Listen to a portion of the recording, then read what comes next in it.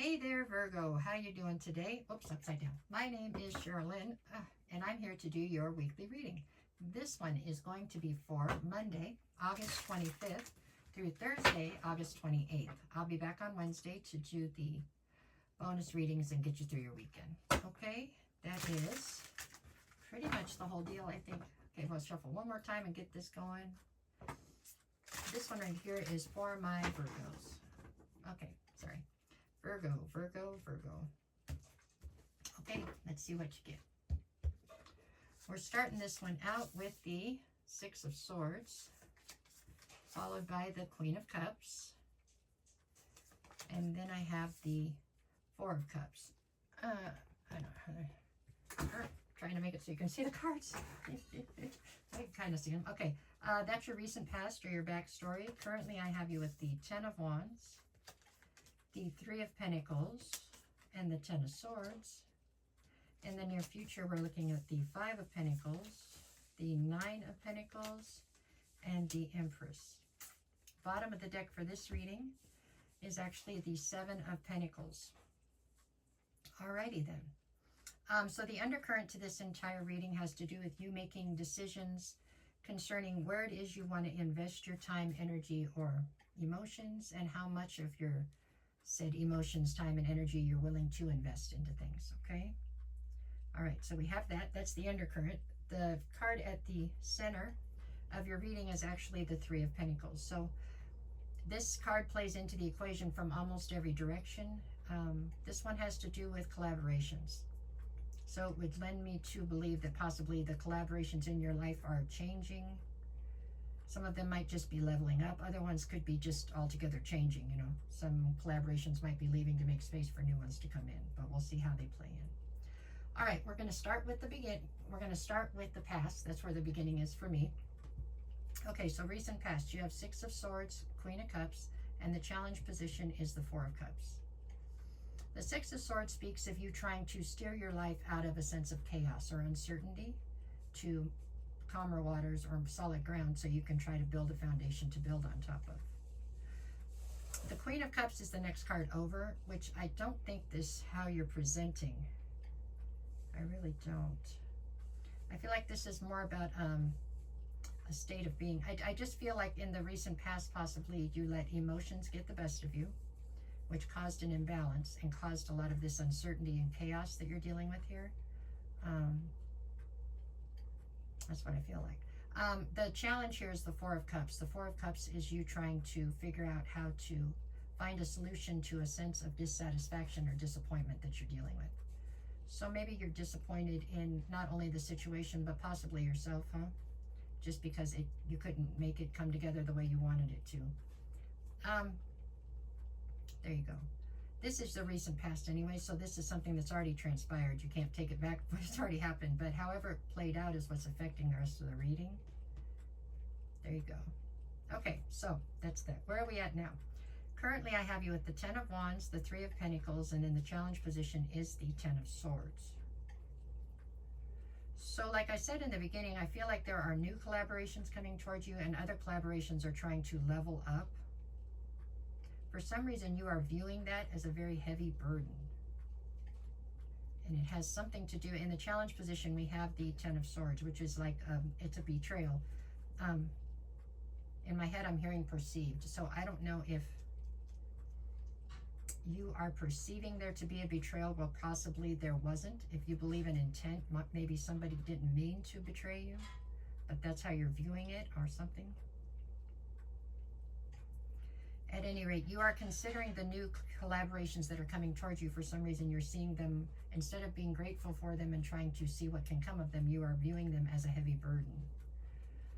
So that doesn't, there you go.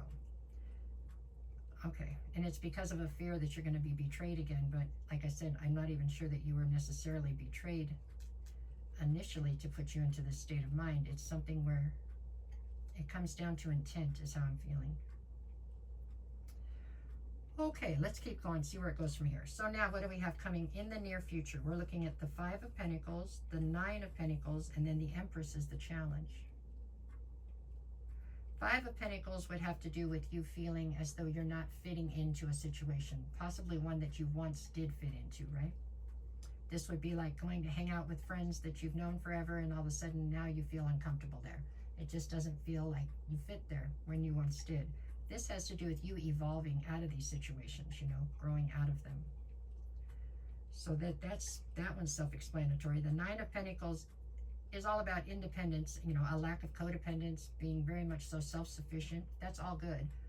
It's falling out underneath the Three of Pentacles, which I said you're having trouble with. So in the long run, or in the immediate future, it looks as though you decide to, I don't know if you're sabotaging these new collaborations or if you're just sidestepping them, but it does look like you're in a very single or a very independent nature here in the near future. So I get the feeling that you're trying to sidestep these collaborations that are being sent towards you. The overall challenge then becomes the Empress. The Empress is the challenge because your whole deal in life is trying to help people, you know what I'm saying, is to be around people, and it looks like that's what you're trying to draw yourself away from right now. So I understand you're probably doing that as some kind of defense mechanism, but it's almost pulling you away from being your authentic self or who you really are supposed to be, right? That's what this looks like. Let me see what else I've got. Okay, so this could also mean that you're struggling with the feminine side of yourself. I mean, there has to be a balance between the feminine and the masculine in each of us. Maybe that's what this is about. You're in super independent nature, but maybe you are blocking out the feminine side of your nature, because that is the side that would want to collaborate and help people, right? Maybe. Okay. Behind the Seven of Pentacles, I have the Ace of Pentacles and the Four of Wands. Well, the Four of Wands being here makes me feel like whatever you're going through right this second is kind of destined. There must be some kind of a lesson or a test attached to it, right? Ace of Pentacles is speaking of a new opportunity coming towards you. It comes after the Seven of Pentacles, which was speaking of you figuring out how much you want to invest in things, or if it's something you want to invest in. I can say the Ace of Pentacles is usually a solid investment or a solid offer, but it's only an ace. So, I mean, if you don't want to take it, you don't have to.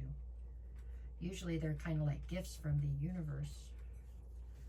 Okay, what else you got? I've got the Eight of Swords, the Four of Pentacles, and then the Eight of Cups. 2 8s in the same 3 cards make me feel like you've got some kind of a karmic cycle here that you are trying to get out of. Eight of Swords would say that you are overthinking things, basically. Eight of Cups speaks of walking away from something that you still have emotion for. But it's coming in behind the Four of Pentacles, which is all about hanging on to something that's no longer serving you, something that you should let go of. So let's hope you're overthinking something, realize you're hanging on too tightly to something, and then you walk away from it. That's possible. We'll go with that. I think it's you trying to exit a karmic cycle that you've realized is at play. I think I have to do the days of the week. Hold on. Okay, what do we got for Monday? I've got the King of Swords and the Tower. There's a tower falling, it looks like, on Monday. I don't feel like it's earth-shattering to you, but one of the reasons for that is because you've pulled your emotions already out of the situation. Tuesday, I have the Two of Wands and the Hangman. This is you saying that you're stuck and you can't move forward right now as you try to decide which path you want to take to your future. Wednesday, I have the Sun and the Devil. This is the light being shown down on possibly things that are part of you, maybe, that you don't want to see. Things that might have negative aspects to yourself, I think. Light's being shown down on those for you, so you can try to improve them.